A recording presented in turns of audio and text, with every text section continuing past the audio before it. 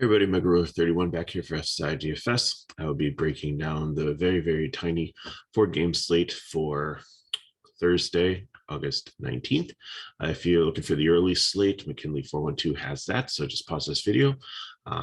You can go to our channel, you can see that one, and come on back and we'll give you the night information. So just gonna jump right in here. It's pretty straightforward. Just looking at pitchers, I think Walker Buehler is definitely the top option. He just faced the Mets. Had a really good night against them. Sometimes we are hesitant to play pitchers that just face another team, but he put up 29 DK points. Besides Houston, a little blip there, he's been 29 to 30 DK points. So definitely one of the better options for slate tonight. Woodruff, I don't know. I think he's GPP only. I think it was Burns 2 nights ago, hardly had any strikeouts against St. Louis. Last night, Peralta only lasted 2 innings. Woodruff only was 3 innings his last time out. So the price is nice. It's under 10K. So I think 9.2 is good for him. But with this Milwaukee, we just don't know how long they're going to let them go. They've been, they're looking towards the postseason. They're trying to rest their pitchers with load management. So yeah, I think they're always risky. Castillo against the Marlins, I think, there's definitely another decent play. So I think it's going to be very popular for people up here. Walker Buehler and Castillo. Zach Thomas, he's a nice young pitcher, really not too many strikeouts. If you look at the box score, plus he's not going a ton of innings. I think, they're trying to ease him in, but 6 innings here, but like 4, 5 and 5.5. I look at the case 3, 2, 2, 5. Really nothing exciting there. He doesn't get blown up, but he just really doesn't score that many points. Tijuan Walker, I think he's viable here. He faced the Dodgers and had a no-hitter going through like 6 or 7, which is out of nowhere, but he was absolute garbage before that. So, has he refound his mojo? I don't know. Based on just one game here, we have 26 DK points, but he's like in single digits, 3 earned runs, 4 earned runs, 5 earned runs, 6 earned runs. 5 earned runs. He just has not been right since probably around like the 4th of July. So maybe he's figured out, maybe he had an injury, maybe it's healed. I can't remember if he was on the COVID list or not, but regardless, I think you can probably play him in a GPP. It's just after just seeing one game back, I'm not really sold on it. That was in City Park too, which is more of a pitcher park than the Dodger Park that they're at. So I think I'm just going to wait and see on him. Talon on the other side, I think, he did have a bad game last game out, but before that, he was consistently in the 20s. So I think, that was pretty decent, 17, 27, 22, 21 for Ks, 4. I mean, Baltimore's Baltimore. So we're looking probably at 4 to 5 Ks here. Earned runs, maybe 1 to 2. So I think that he's definitely in play for a cheap pitcher. So, if you can't get up to Buehler Castillo, then Buehler Tyon works, or Castillo Tyon if you're trying to get a bunch of bats in. Gant, I'm not interested in. He is probably going to get destroyed. Actually, the total on that game was just kind of funny. The Yankees not in Coors Field have a 6.65 total. They're a negative 272 favorite. That's huge. And then John Lester, we love picking on him with right-handed bats. So I wouldn't really play the lefties. If you want to throw Yelich in there, then I think that's okay. But I prefer the righties of Milwaukee against him. I think they make a viable stack. So looking at bats here, the Yankees definitely my top stack against Gant. Dodgers would be second against Walker. I think you see the regression back there. Let's see who else is good one. Milwaukee, definitely, like I said, right-handed bats. Cincinnati, I think, is going to GPP. I think Thompson, like I said, doesn't get blown up. It is Great American Small Park, but I think, there's some opportunities there. Winker's out of the lineup, so they're not as powerful. Then cheap, like Minnesota, if you don't think Tijuan's going to do well. Miami is always, there's really nothing left there, but we don't have many teams to pick from here. So, if you think Castillo might have an off night or that Miami can hit in the smaller ballpark, that's one thing.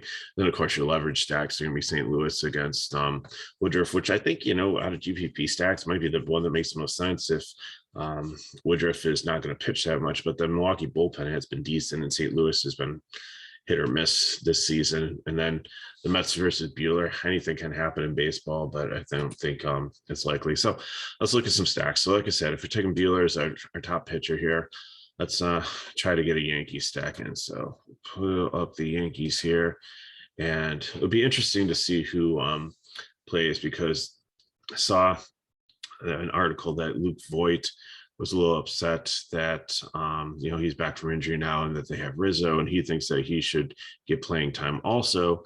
So what's he going to do here? Is he going to go out there and try to prove something? Is it going to cause him to like overswing and strike out because he's trying to make plays and do more than just let the game come to him? I don't know. So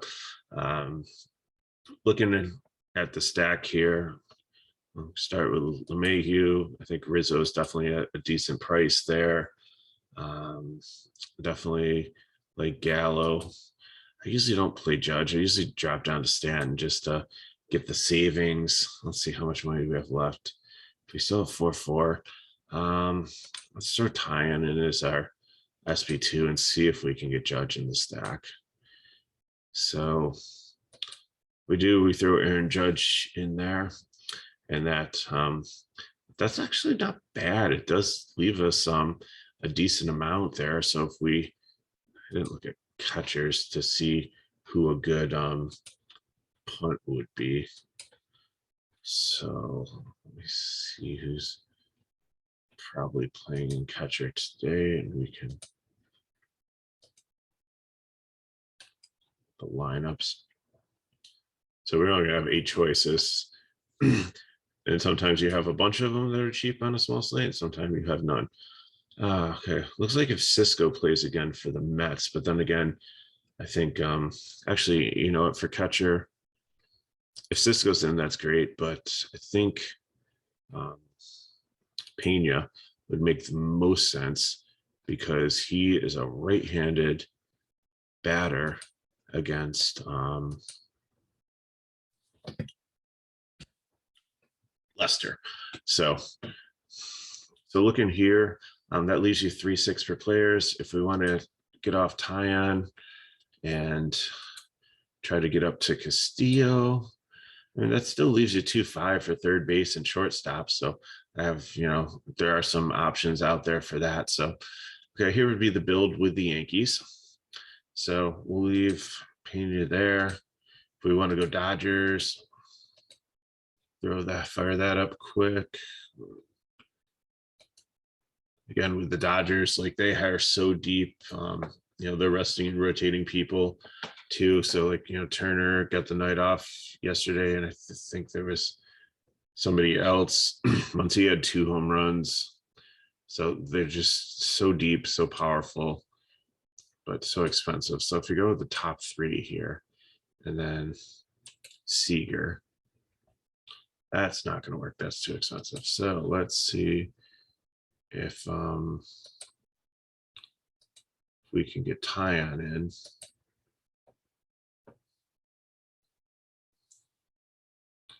So that's going to leave us 2-5 for our outfield stack.